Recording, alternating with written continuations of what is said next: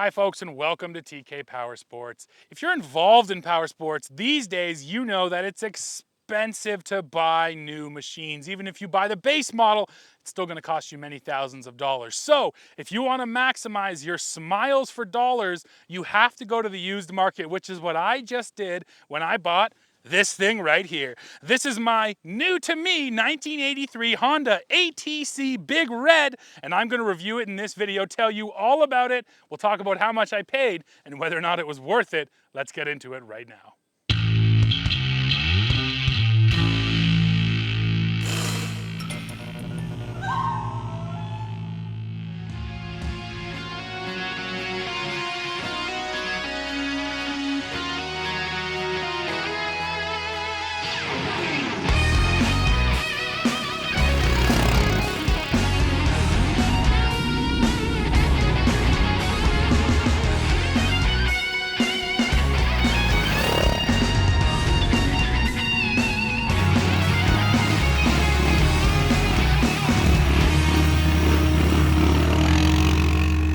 So yes, this is my new three-wheeler, and it's a 1983, which means this machine you're looking at is 40 years old. And if you are asking yourself, well, why aren't there new three-wheelers? Just in case you didn't know, back in 1989, these things were actually outlawed. The US government said you can no longer sell three-wheelers because they're kind of prone to rolling over. Now that's something we're going to get to later on in the video when we talk about actually riding this thing, but I just wanted to address that off the top. That's why you don't see three-wheelers anymore, because they're just not allowed. But if you can find one pre-89, well, you can still pick them up fairly cheap. Now that's probably a big question you have. What did you pay for that machine? So the one you're looking for right here, I paid $1,900 Canadian. I was looking for a three-wheeler for quite a while, probably over a year, so I got a good sense for the prices. Around $1,000, I saw lots of units, but generally the plastics are all beat up and the stickers are kind of rough. In my case, I wanted one that looked really nice and looked as close to stock as possible, so I ended up with this guy here, and that's why I did pay a little bit more, but I think it was worth it because I got one, again, that looks pretty and it was stored inside, and that's the major difference. You find a machine that lived its life inside, it wasn't abused, and it can look like this even 40 years later. So yes, I would say the price range these days for one of these machines is between $1,000 and $2,000 depending on the quality of the machine. Now let's talk about some of the specifics here. So 25-inch tires is what you're getting on a Honda ATC, and it's incredibly important, these tires, because there's no suspension here. Well, there's no suspension in the back. In the front, we do have a set of shocks there, so you get a bit of suspension in the front, but mostly there's no suspension here, so the tires end up acting as suspension. And one of the most important characteristics of the tires, Honda recommends 2.2 psi. So these things are barely blown up. In fact, in the owner's manual, it says don't use a pump, use a manual pump. So don't use an electric motorized pump, get a manual pump, or else you're going to overinflate your tires. So big tires with very low air pressure is one of the key riding characteristics, or just characteristics, of these old three-wheelers. Now, when it comes to how hard they can work, I don't know, not too hard, I think is the answer. Up here on the front rack, which does have 4 little bolt holes here, so you can put a little basket on there or something. My weight rating is 22 pounds, so not very much. Here on the back rack, and this is a legitimate sized ATV rack, similar to what we still see today. This is rated for 100 pounds on your rear rack, not bad. And then there is a hitch down there, you can see it down below. When you're putting things on the hitch here on the three-wheeler, Honda rates it at 700 pounds of towing off the hitch. So it is enough capability to be handy, just sort of around the house, around the farm. But again, no, it doesn't really compare with the numbers we're getting out of today's ATVs.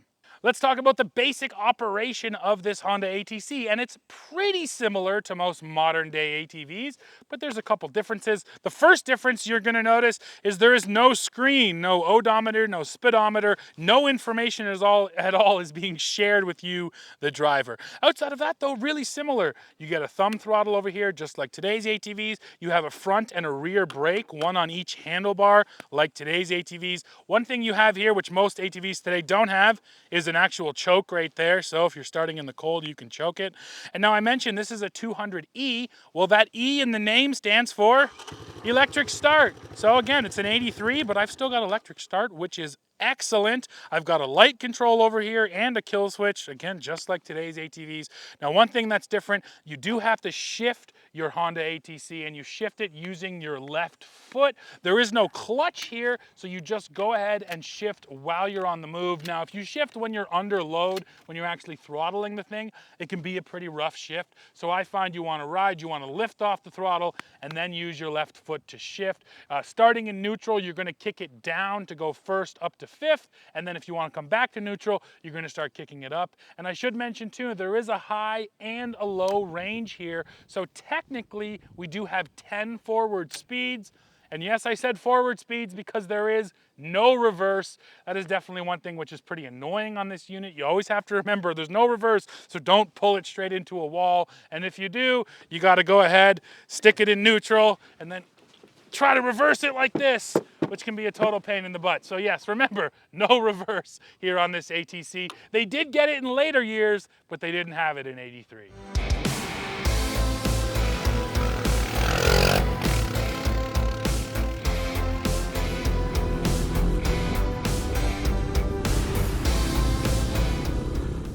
Let's talk about riding the Honda three-wheeler now. And the first thing that I have to also point out is just the size of it. It's a pretty small machine. Most ATVs today have gotten bigger and heavier. You can see the dimensions right here up on screen. But I stand at 6'2", 300 pounds, and I feel a little bit big on this machine. So there's no doubt that machines have just gotten bigger in general. It's something to keep in mind. However, overall, I'm actually fairly comfortable on here. My knees are a little bit taller than I'd like, and again, that's just a function of the whole machine not being very tall.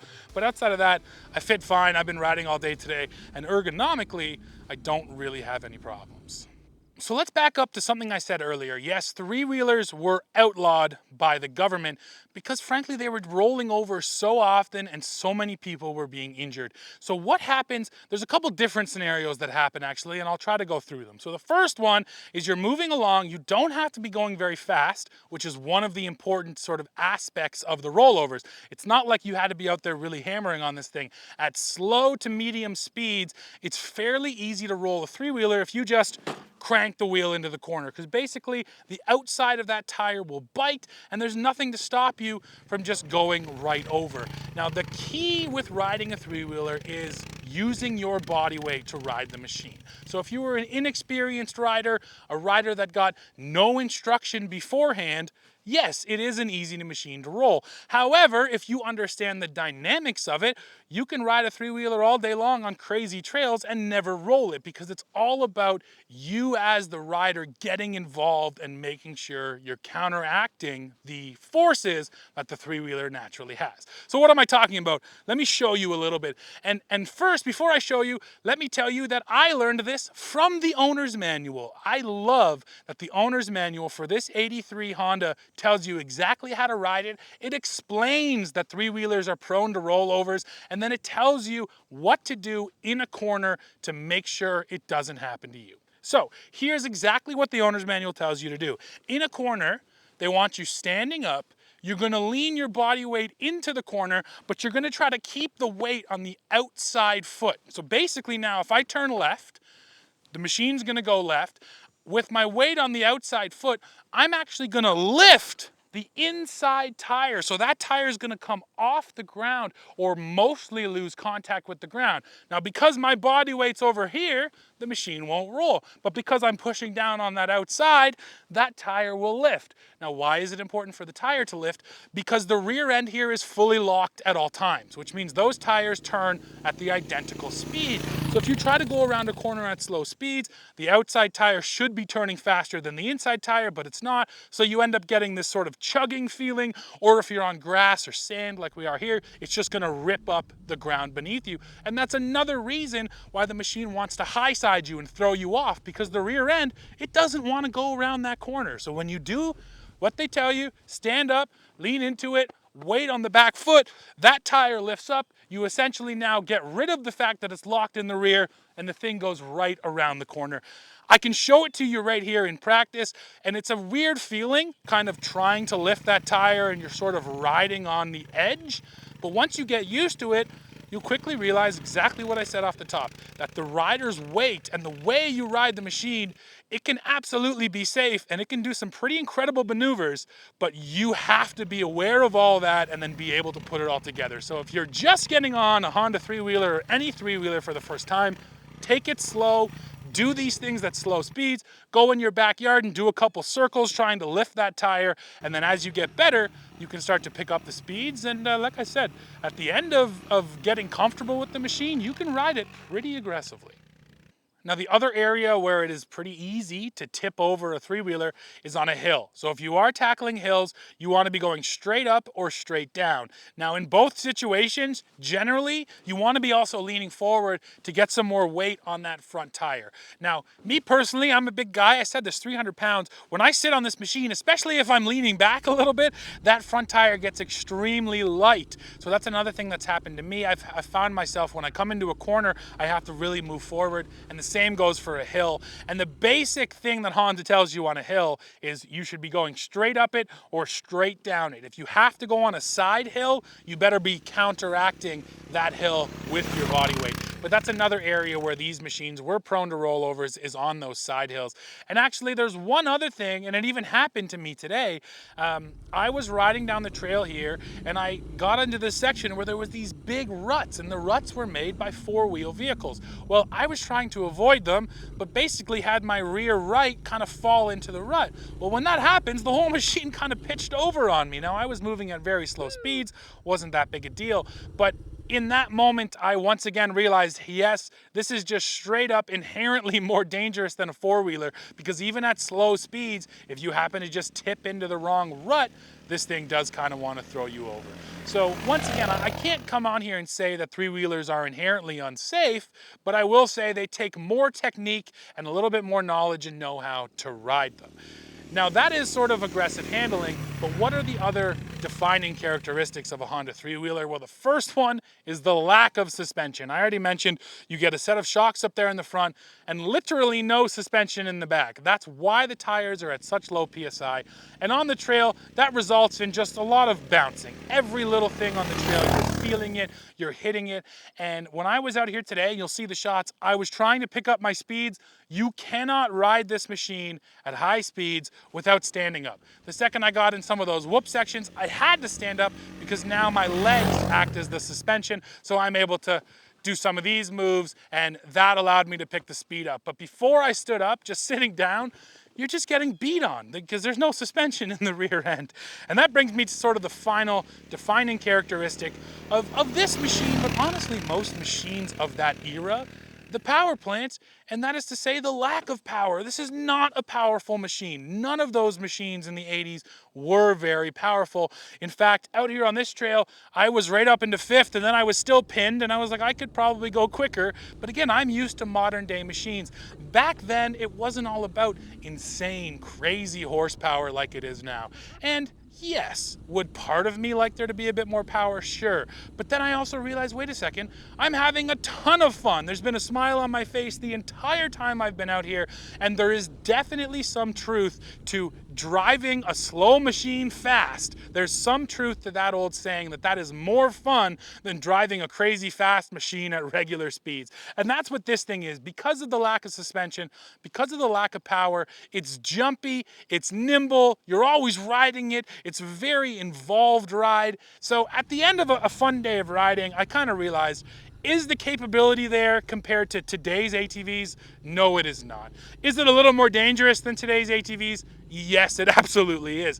But is it as fun as today's ATVs? In my head, the answer is absolutely yes, especially when you consider what I paid for it. Less than $2,000. I'm out here on the trail having a great day, loving it, and not that worried about, again, power, crazy power hurting me or anything like that. So I think that I want to drive home the point. we've gotten a little out of hand with needing more power and more travel. You don't need that stuff to have a ton of fun. You just need an old, solid machine. Don't pay too much money for it. Come out here on the trail, and you can still have a great day of riding. Well, folks, we have come to the end of this video. Now, what's the verdict on this Honda three-wheeler? Well, I have to tell you, after a day of riding, it's definitely a more involved ride, and you better do some research. But if you do, and you understand how to ride this thing, it will return a simple and inexpensive riding experience all day long. And honestly, sometimes that's the best kind.